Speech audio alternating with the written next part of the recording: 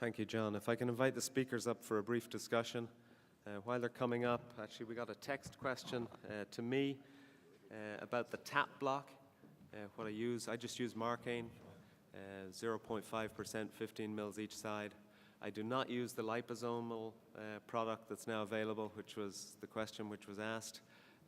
It's very expensive and there's no proven benefit, so I'm looking for funding to do that study. So, Roger, first question about prolapse. How do you judge how far to dissect? Because not everyone does a ventral rectopexy, and some people kind of have a very distal prolapse. And then, how do you judge how much tension to put on your mesh when you're stapling it to the sacrum? Well, I always think when you think about rectopexy, it's the bit you dissect last that is the bit that prolapses first. So you have to go really well down on the anterior rectal wall to get as low as you possibly can to fix the bottom end of the mesh.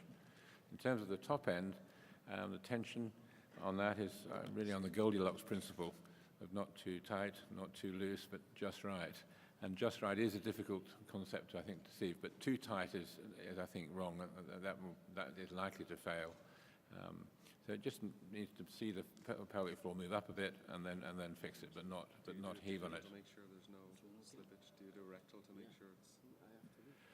No, I don't usually do a rectal to do that. I think you can see it, but I haven't done a rectal. So.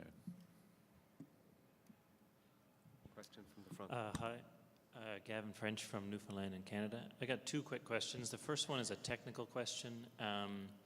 For surgery in the obesity for left side colon resections, maybe it's me, but personally I find the trickiest part is seeing the sacral promontory and dissecting the IMA pedicle. I can often do the rest of it and then really struggle with getting the vessels high and end up opening just for that step. So I was wondering how each of you accomplish that nice picture that we always see on the videos where everything's out of the way and you can see.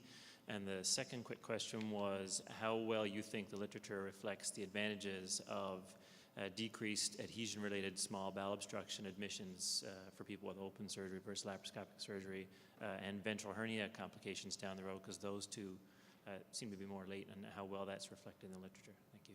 Rick, do you want to start? I mean, to tackle your first question as far as seeing, I mean, clearly in the obese patient it's much more difficult to get things out of the way, but I think it's even more important in those patients to actually use extremes of positioning a lot of the time. The other thing is that you can put in a variety of different kinds of sponges and things like that, even through port sites, that can sometimes help keep small bowel and things like that out of the way. Lastly, it's not ideal in certain obese patients to do hand assist, but hand assist in some of those cases, depending on where you can put the port and exactly what somebody's body habitus looks like, can actually make that particular thing easier. I mean, there are some obese patients who have a crease where you can put a nice, you can put an extraction site, i.e. Put a hand assist device in, and then it can really help you. But I think a lot of it is just positioning, taking your time, accepting not as perfect of a view, but you can usually do it. So part of the question was, though, finding that plane behind the inferior mesenteric and, in the obese people. Any tricks? Because, sometimes there's just that very smooth fat and it's not obvious where to go. So what tricks do you have? I mean, the main thing is tension. You really gotta, lift up on the suprahemorrhoidal and just take your time, and it'll open up. I mean, if you're in the right place, it'll open up. Tonia's itching to answer. Well, that's one of the reasons I go lateral to medial, because you've got the left lateral peritoneal reflection. It's a natural embryologic plane, and you're not having to guess where the plane is by going medial to lateral. Scott? Yeah, I think one of the mistakes most people from medial approach make is they tend to be a little higher on the mesentery at first. And so sometimes it's easier to start right at the sacral promontory, which even in obese people you can feel. And occasionally it's better to go a little distal first to find that plane and then work your way back in accordance with good, proper resection. But even in obese people, to start right at that promontory, that's a nice thing, because otherwise in a medial approach, most people, if you err high, you're above the vessel. It's a little lower than you think. I think as people are getting, particularly with obese patients, it's hard to position the small bowel out of the field, which is what does exactly what you're saying. It changes the surgeon and the camera's eye anterior, which has the danger of putting you above the superior hemorrhoidal. Generally, if you can feel with, I mean, you can always feel where the bone is. And if you, I find it very helpful if you put the mesentery on stretch to just open the retroperitoneum one cell layer up to the duodenal junction, and that helps the air kind of get into the proper plane and allows you to dissect things out nicely. Agree with everything that's been said. The one thing I'd add is that if you're in doubt, I use a lateral to medial selectively, but I think that's a good exit strategy. And the other thing is, if you're in doubt, stay a little high, because that way you'll protect the nerves, particularly for benign disease. Another question from the floor. Yeah, Justin Somerville from Baltimore. I actually have two questions. First, for emergency surgery, I would like to know what the panel's experience with the use of laparoscopic abdominal washout for diverticulitis, and what are the criteria that you use to actually take these patients to the operating room versus just watching them.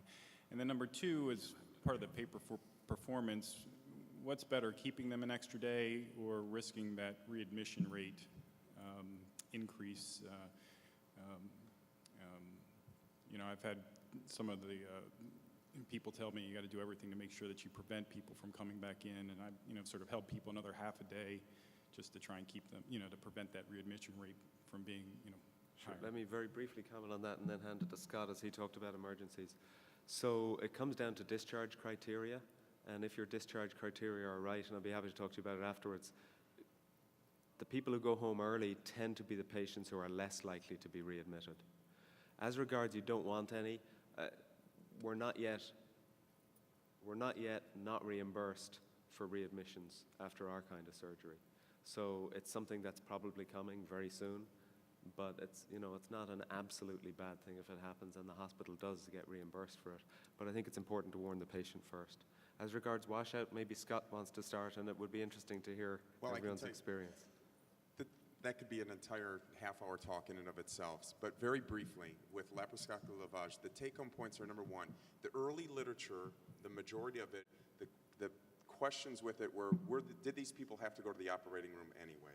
And so that's what some of the problems with the early literature is. There was a lot of Hinchy 2 type disease, and did they really need it? The second thing is that when you look at it, there's no uniform way that which people do. There's anywhere from, we irrigate with 6 liters to 100 liters. Do you take down the abscess? Because typically it's walled off of that place. So do you take down, what do you do with that? And if you talk to the people who do this a lot, there's variations between that. I think that going forward, I think it's going to be something that is going to be more commonly done. I think more of the studies now are in Hinchy 3 and Hinchy 4, and they're having good results. I would tell you that right now, one of the places that is oftentimes used and used effectively is when you have an abscess that's potentially multiloculated that your IR doc says, I can't do anything about this, I can't percutaneously drain it, and you need to take them to the operating room, and they're just smoldering along. And to be able to take them out, wash them out, and be able to leave a drain in that patient, get them through, and then decide later on down the road if you're going to do a kind of an elective laparoscopic colectomy. So I think that's a great indication for it now, and we'll just have to see where it comes in the future. Joël, do you have any comments? You haven't commented yet. Concerning the washout? Yeah. I think everywhere in the world we say no washout, but I have always had the surprise to see that the colon are perfectly clean when the laparoscopic surgeon operating. So they are preparing their colon. They don't use washout, but they use enema. Is it right? Okay, well, we were thinking more of washout for peritonitis, but you know what? You bring up... Washing the perineum? Yeah, well, you know what? Let's stick with that, because you bring up an interesting point. With the studies that you showed and with the natural orifice specimen extraction. Yes. So are you back to giving a bowel prep now for your cases, so the colon is empty? I do with enema. It is what I Just enema. And do you ever find a patient, you gave them an enema and they're still full of stool? No, Because sometimes... so I was coming to say I don't use washout as it is recommended, but I do enema the day before and the day in the morning before the procedures. Everyone else the same, or are people still using oral preps? Perhaps, usually. I'm fully prepping patients. The recent SAGES guidelines advocate the use of a PrEP for a laparoscopic procedure to allow on-table colonoscopy if indicated to localize the lesion. And the second issue that hasn't been finalized is some of the French data showing that if you've got a diverting ileostomy and a colon full of stool, the complication rate may be higher. So I certainly use it for people who I'm going to divert proximally. Roger? Yeah, of course, they really don't have a colon full of stool if they've had optimal non-purgative PrEP in terms of a restricted diet, some senna and an enema. And if you escape somebody who's had an enema, it's surprising how little there is left in the colon. So even doing an ileostomy, I'll still stick to the same routine. Although Yves Panis's data and the data out of France showed a higher complication rate in the patients with the diverting ileostomy and no PrEP. John, were you going to comment on that? I had a comment about the laparoscopic lavage for Hinchey 3 diverticulitis. That there's a trial headed by Willem Bemmelman at the Amsterdam Medical Center in the Netherlands. It's a multi-center trial. The ladies' trial, of which one portion of it is looking at Hinchey 3 lavage versus resection. That part of the study has just been put on hold because 25% of the patients were having to be reoperated on that same admission, so the data is being evaluated. So a word of caution. No other questions from the floor. I want to ask one question of the panel. So if you're making an ostomy, and just maybe everyone would answer, do you always use the ostomy as your extraction site? Or do you use a counter incision? Rick? I mean, I think it depends on the case. I think, you know, in someone who's thin and things like that, I would tend to use the ostomy site. But someone who's, you know, bigger and it's the technically more difficult operation, I will often use a secondary site somewhere and then bring the stoma up wherever it's been marked. Scott? Yeah, I would say that if you have a big bulky tumor or something like that I'm worried about a diverting ileostomy that won't fit that extraction site, that I got to make it, I won't use the stoma site in that case. Joel? I will say same comment, but it is a good idea to use when we do single port. When we have the possibility to use only one site. Right. John?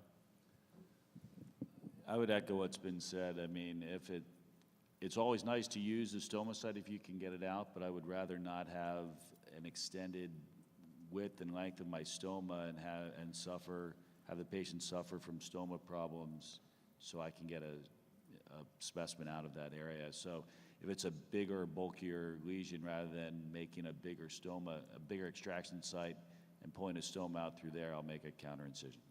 Tanya? Yeah, I agree. Bulky specimen or bulky patient, I use a separate extraction site, but if in a thin patient, I'll use the ileostomy. I think, like the others, I think if you can use a stoma site, it's nice. I think one of the other influences is whether that stoma is temporary or permanent. Because if it's a permanent stoma, you really don't want to spoil what's going to be a very good stoma. If it's a temporary one, then you can, if the stoma is a bit large, but you're going to close it later, then I don't think it's such an impact. But stoma for life, the stoma site is very important to the patient to be just right.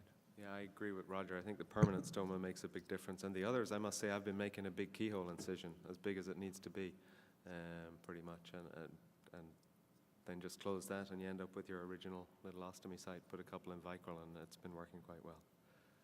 Thank you very much to the faculty and the lecturers and to all of you for your patience.